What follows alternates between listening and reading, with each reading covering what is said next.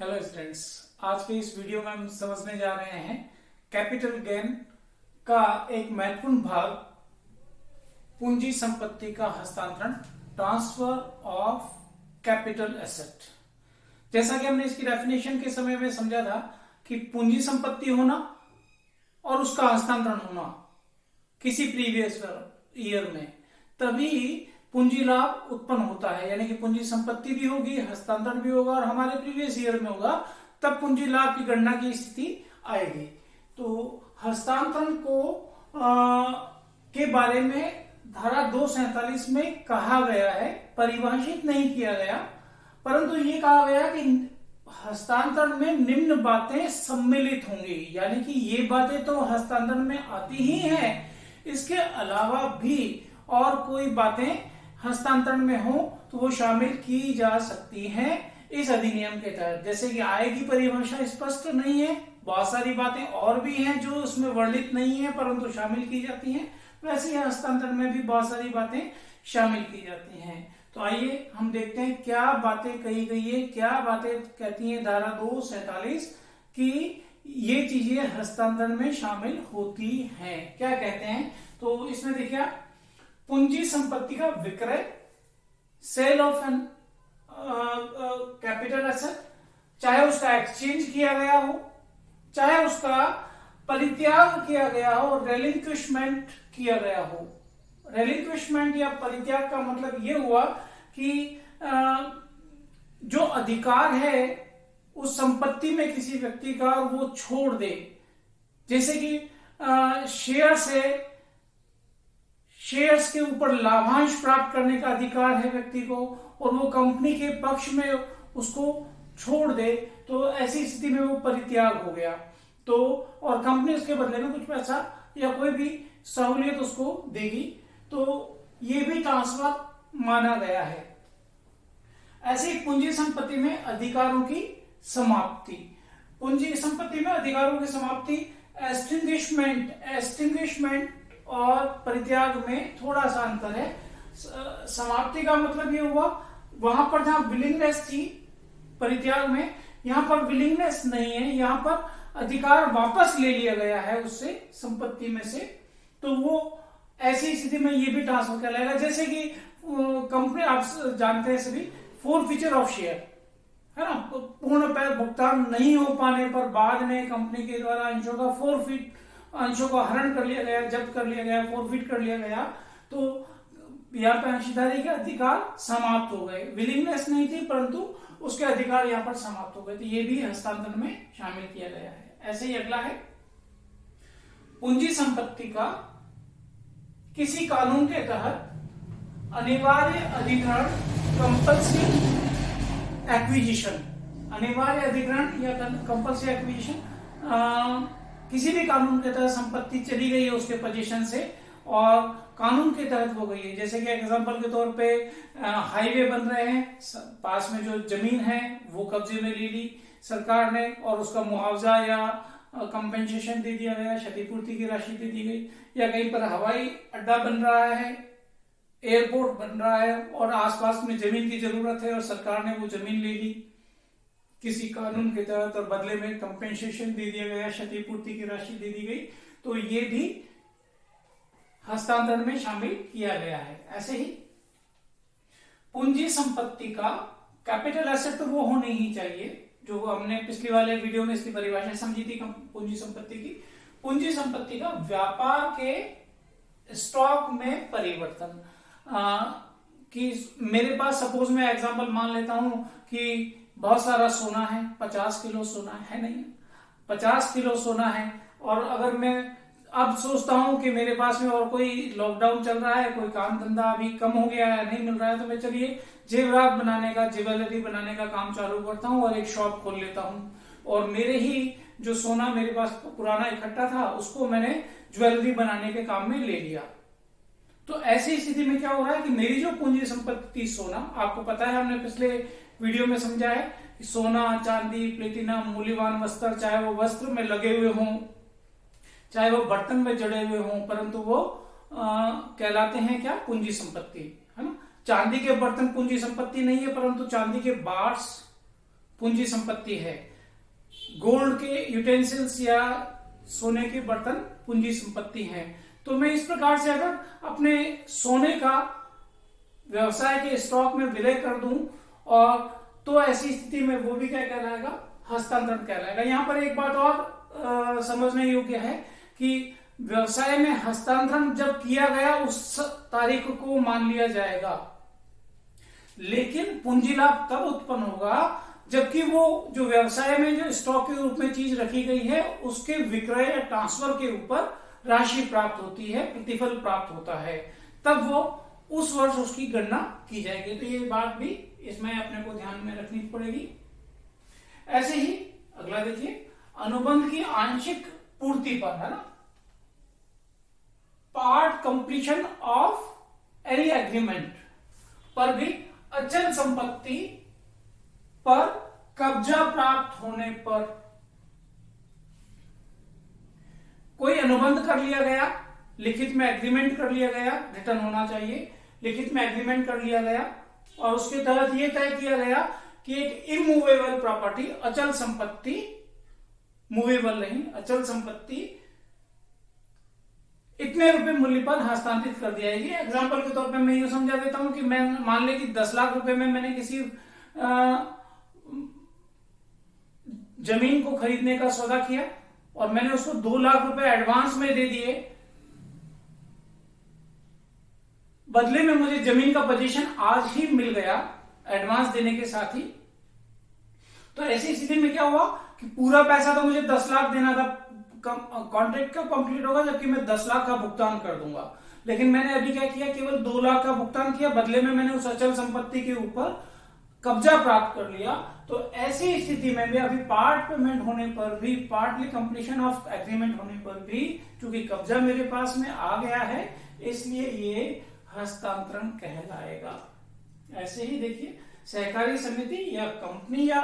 AOP मतलब association of person, व्यक्तियों का समुदाय की सदस्यता, मेंबरशिप, है ना, मेंबरशिप प्राप्त करने पर संपत्ति या संपत्ति के उपयोग का अधिकार प्राप्त हो जाने पर, आजकल ऐसा होता है बड़े शहरों में या मेट्रोज में कि कोई सोसाइटी है वो डेवलप करती है अपने फ्लैट्स और प्लॉट्स, ऐसे उसके ऊपर बिजनेस और रेजिडेंशियल कॉम्प्लेक्स। तो वो उस समिति में क्या होता है, सोसाइटी जो डेवलप करती है उस सोसाइटी की मेंबरशिप खरीद ली जाती है पैसे देकर। सपोज मैंने मेंबरशिप, अलग अलग तरीके की मेंबरशिप वहां पर उपलब्ध होती है, वो मेंबरशिप उसी तरीके से डेवलप की जाती है कि किस तरीके की संपत्ति उसको उपयोग में लेने के लिए दी जाएगी, है ना। तो मैंने मान लो किसी सोसाइटी में 50 लाख रुपए के एक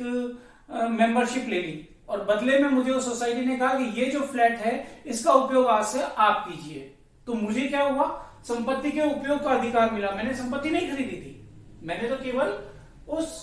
समिति की सदस्यता प्राप्त की थी, मेंबरशिप प्राप्त की थी, परंतु मुझे उस संपत्ति के उपयोग का अधिकार मिल गया। तो ये भी ट्रांसफर ऑफ कैपिटल एसेट कहलाएगा, धारा 247 में इसमें शामिल किया जाएगा। ऐसे ही शून्य कूपन बॉन्ड्स की परिपक्वता पर या शोधन पर, जीरो कूपन बॉन्ड्स क्या होते हैं, जिनका जो इशू किया जाता है कंपनी के द्वारा तो रिड्यूस प्राइस के ऊपर, डिस्काउंटेड प्राइस के ऊपर उनको इशू किया जाता है और एक अवधि समाप्त होने के बाद में परिपक्वता की अवधि पर उसका शोधन कर दिया जाता है, रिडिम्पशन कर दिया जाता है, प्राय एट पार पर। तो ये जब डिस्काउंट और एट पार पर जो रिडिम्पशन हो रहा है, मिला जब डिस्काउंट पे और शोधन हो रहा है, रिडिम्पशन हो रहा है, वो एट पार पर, ये जो डिफरेंस है ये कैपिटल गेन अराइज करता है और ये भी ट्रांसफर में माना गया है। इसी प्रकार से और भी स्थितियां हो सकती हैं, जैसे पूंजी संपत्ति के नष्ट होने पर, ये तो लिखी है कुछ। इसके अलावा जैसे मैंने कहा धारा 247 कहती है कि निम्न तो ट्रांसफर है ही, इसके अलावा भी बातें ट्रांसफर हो सकती है। तो उसका एग्जांपल मैं ले रहा हूं, पूंजी संपत्ति के नष्ट होने पर प्राप्त बीमा की राशि। अगर आग से, भूकंप से, किसी प्राकृतिक घटना से, तोड़फोड़ या उपद्रव से, इस प्रकार से या युद्ध के समय में ऐसी कोई संपत्ति का नष्ट हो जाता है और बीमा कंपनी से बीमा की राशि प्राप्त होती है, तो चाहे वो बाद में बढ़ी हुई राशि भी मिले तो भी और शुरू में मिले तो भी वो राशि जो है प्राप्त होने पर ये पूंजी संपत्ति का हस्तांतरण कहलाएगा। यहां पर भी ध्यान रखें कि जब नष्ट होती है जिस वर्ष में हस्तांतरण का वर्ष वो कहलाएगा, और राशि जब प्राप्त होती है जब पूंजी लाभ की गणना हम करेंगे। ऐसे ही और भी स्थितियां हो सकती है, जैसे पूर्वाधिकार अंशों का शोधन या अंश पूंजी में कमी के कारण अंशधारी को अगर कोई राशि प्राप्त होती है, कंपनी की स्थिति ठीक नहीं है और अंश पूंजी में रिडक्शन करती है कि टोटल जो शेयर थे वो मान लें कि 10 लाख थे और कंपनी को अब 8 लाख शेयर ही करने हैं ताकि अंश पूंजी में कमी की जा सके, तो ऐसे में किसी अंशधारी को जो उसके कैपिटल का जो रिडक्शन कंपनी ने रिडक्शन किया उसके बदले में जो राशि प्राप्त होती है, तो ऐसी स्थिति में ये भी हस्तांतरण की परिभाषा में आएगा। इसी प्रकार से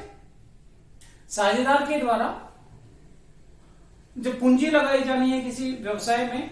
साझेदारी संस्था में, फर्म में पूंजी लगाई जानी है, तो उस पूंजी के बदले में अपनी पूंजी संपत्ति का विलय अगर वो कर देता है, वहां पर साझेदारी संस्था में अपनी पूंजी दे देता है, पूंजी के बदले में पूंजी संपत्ति दे देता है, तो ऐसी स्थिति में ये भी हस्तांतरण कहलाएगा। ऐसे खनन संबंधी जो पट्टे हैं उसका प्रीमियम पर अगर किसी को दे दिया जाता है तो ये भी ट्रांसफर कहलाता है। व्यवसायिक उपक्रम का पूंजी संपत्तियों के साथ में, है ना, किसी पूरा कंप्लीट बिजनेस जो है उसको पूंजी संपत्तियों के साथ में एक मुश्त राशि के बदले में अगर ट्रांसफर कर दिया जाए, किसी दूसरे को दे दिया जाए एक मुश्त प्रतिफल के बदले में, तो ये भी ट्रांसफर की परिभाषा में आता है धारा 247 में। इसी तरीके से प्रश्न हम करेंगे तब, और अगर कोई स्थिति नहीं निकल जाएगी तो उसको भी हम देखेंगे कि ये ट्रांसफर कैसे कहलाया। तो ये कुछ विशेष बातें हैं जो हमें ध्यान में रखनी है। पूंजी संपत्ति का हस्तांतरण इन सबको माना जाता है। ऐसे आगे आप एक छोटा सा टॉपिक और देख रहे हैं, इसी में व्यवहार जो ट्रांजेक्शन्स हैं, लेन देन है, विक्रय विनिमय परित्याग आदि व्यवहार जो हस्तांतरण नहीं है, जिसको कि ट्रांसफर नहीं माना गया है, धारा 47 में सेक्शन 47 में इनको हस्तांतरण नहीं माना गया। यानी कि हमें यूं प्रतीत होगा कि संपत्ति तो पूंजी संपत्ति तो एक पक्ष से दूसरे पक्ष के पास में चली गई, परंतु धारा 47 में वो कैपिटल गेन उत्पन्न नहीं करते हैं वो ट्रांसफर। कौन से हैं? जैसे कुछ यहां पर हैं, एचयूएफ के विभाजन पर, हिंदू अनडिवाइडेड फैमिली, हिंदू अविभाजित परिवार का पूर्ण अथवा आंशिक विघटन हो जाए, वो बढ़ जाए, विभाजन हो जाए उसका, ऐसी स्थिति में परिवार के सदस्यों को जो परिवार की संपत्ति प्राप्त होगी तो ये हस्तांतरण की परिभाषा में नहीं आएगा। ऐसे ही भेंट, गिफ्ट, वसीयत या अखंडनीय ट्रस्ट के तहत कोई ट्रांसफर होता है, एसेट किसी एक के पोजीशन से दूसरे के पोजीशन में जाती है। भेंट, वसीयत अक्सर अपने को प्रश्न में मिलेंगे भी। ये अखंडनीय ट्रस्ट के तहत अगर कोई संपत्ति जाती है तो ये हस्तांतरण नहीं है, हमें पूंजी लाभ की गणना वहां पर नहीं करनी है क्योंकि ये हस्तांतरण नहीं है। पूंजी संपत्ति भी होना चाहिए, हस्तांतरण भी होना चाहिए, हमारे प्रीवियस ईयर में होना चाहिए, तब हम पूंजी लाभ की गणना करते हैं। ऐसे ही राष्ट्रीय आर्ट गैलरी, मैंने एक ही शब्द लिखा है यहाँ पर, राष्ट्रीय आर्ट गैलरी व अन्य को, वास्तव में यहाँ पर विश्वविद्यालय हो सकता है, केंद्रीय सरकार के घोषित स्मारक हो सकते हैं, यानी कि घोषित होना जरूरी है। साथ में एक विशेष नाम मैंने लिखा है क्योंकि ये अक्सर अपने को प्रश्न में मिलता है। राष्ट्रीय आर्ट गैलरी को या अन्य को, चाहे वो विश्वविद्यालय हो या राष्ट्रीय महत्व का घोषित कर दिया गया हो, उसको अगर कोई पांडुलिपि, कोई आर्ट संबंधी कार्य, कोई पुस्तक, कोई फोटोग्राफ आदि अगर उस राष्ट्रीय म्यूजियम या राष्ट्रीय महत्व के घोषित संस्थान या विश्वविद्यालय को अगर ट्रांसफर किए गए हैं, दिए गए हैं, तो ये भी हस्तांतरण की परिभाषा में नहीं आएगा। यहाँ पे मैं दोहरा दूं, हमने पिछले वीडियो में समझा था कि जेवरात हैं वो भी पूंजी संपत्ति है ना। अपवाद हमने कुछ देखे थे और उस अपवाद में हमने देखा था जेवरात हैं वो भी पूंजी संपत्ति है। वहां पर अभी थोड़ी देर पहले भी मैंने कहा, जैसे कि चांदी के बर्तन हैं, अंतर हमें ध्यान रखना है, चांदी के बर्तन हैं तो वो पूंजी संपत्ति नहीं है, लेकिन चांदी के बार्स, स्टिक्स हैं, ईंटें जिनको हम बोलते हैं, तो उस पूंजी संपत्ति है। सोने के बर्तन हैं वो पूंजी संपत्ति है। इसी प्रकार से अगर कोई राष्ट्रीय, इसी प्रकार से अगर कोई ड्राइंग, पेंटिंग, इस प्रकार की चीजें हैं तो वो भी पूंजी संपत्ति में आती है। आर्ट ऑफ नेचर की अगर वो चीज है तो, है ना, तो वो अगर है तो पूंजी संपत्ति, परंतु अगर वो राष्ट्रीय आर्ट गैलरी या ऐसी घोषित संस्थाओं को दे दी जाए तो फिर ऐसी स्थिति में हस्तांतरण नहीं होगा, और हस्तांतरण नहीं है तो पूंजी लाभ की गणना हमें नहीं करनी है। ऐसे ही स्वर्ण बॉन्ड 2015, इनका अगर रिडिम्पशन होता है,